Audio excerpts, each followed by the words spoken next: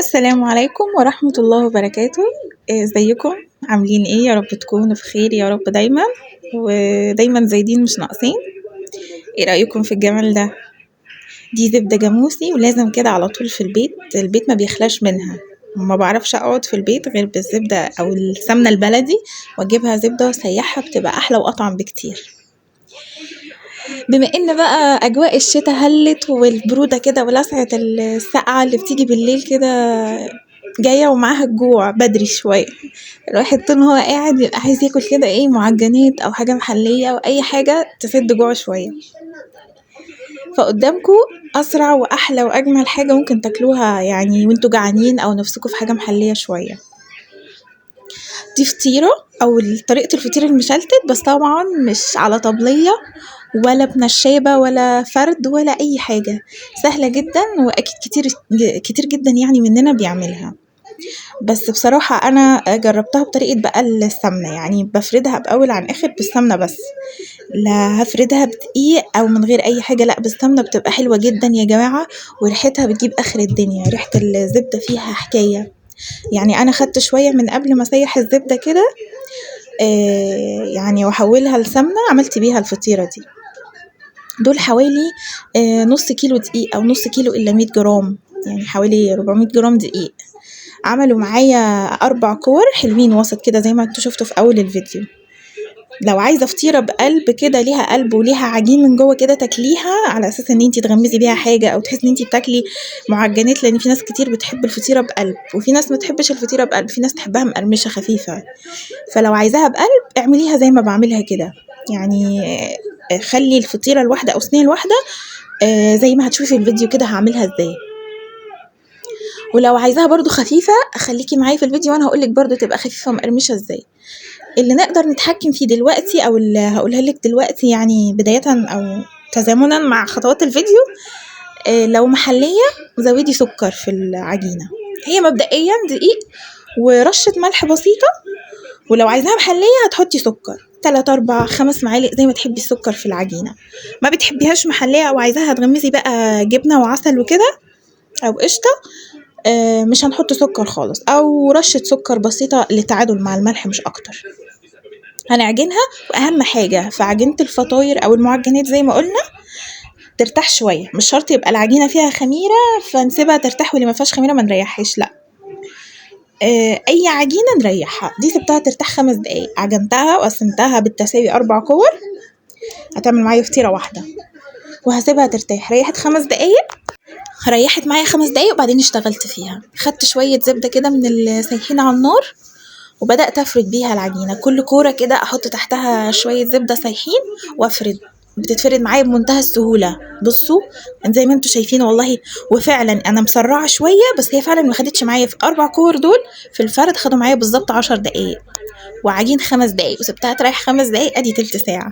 وسوا في الفرن 10 دقايق كمان، يعني هي مش هتاخد 10 دقايق أصلا، بس يعني على حسب كل فرن ودرجة حرارته.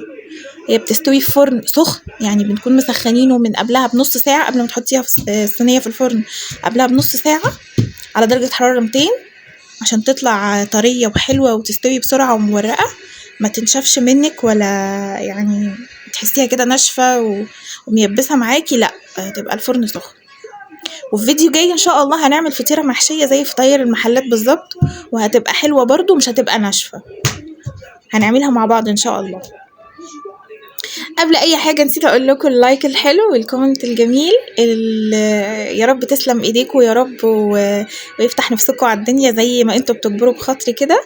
ولو مش مشتركه لو سمحتي اشتركي في القناه عشان تشوفي اي جديد، ودايما متابعتكم بتشرفني ودايما بتنورني. كده يعتبر تقريبا في اخر واحده، في اخر فطيرايه تقريبا. سهلة والله جدا، ما فيهاش اي حاجة. يعني الفطير كل الناس بتعمله، في ناس بتسويه على الطاسة على البوتاجاز، بس احسن لكم في الفرن بصراحة. وبما ان الشتاء داخلة فهنحب بقى دفى الفرن يشتغل كده في البيت، وروايح الخير تبقى في البيت، يعني خلينا نعمل زي امهاتنا كده، دايما محسسانا ان الدنيا بخير بسبب ان هم على طول مالين البيوت خير. اي ام من امهاتنا ربنا يا رب يخليهم دايما محسسنا ان الدنيا حلوة وزي الفل يا رب دايما على طول، ويخلي امهاتنا مليانة خير. معجنات، فطاير، باتيه، الحاجات الحلوة دي مش حلاوتها فيها، هي حلاوتها في ان هما دايما بيحسسونا ان الحمد لله الدنيا حلوة ودايما زي الفل وفيها الخير يعني. وقبل كل حاجة ربنا يخلي يا رب كل واحدة وصاحب بيتها يا رب، ويدخل دايما البركة كل البيوت، ويصلح حالنا جميعا. عايزة اقول لكم هنا بصوا ما شاء الله كمية السمنة اللي انا حطاها فيها، بصوا شايفينها في الصينية عاملة ازاي. حسيت برضو ان هي المفروض يعني بعد السوا، هي بصراحة كان فيها عيب ان هي ما ورقتش قوي، هي كانت حلوة بس اللي بيحب بقى كل ورقة باينة من التانية هيزود سمنة اكتر. يعني ممكن كمية السمنة اللي في الطبق دي اللي انا كنت باخد منها تقريبا تتحط كلها، بس انا ما توقعتش ان هي تطلع. يعني انا بصراحة كنت حابة ان هي تبقى مورقة اكتر، مع اني بحبها برضو كبسة، يعني احب الحاجة العجين الكابس كده بحبه، يعني بيشبع من وانا صغيرة احبه كده. والله لو قدرت اشممكم الريحة، بصراحة الريحة حكاية تحفة، ريحة السمنة البلدي كده فايحة منها خالص، وعجبت ولادي.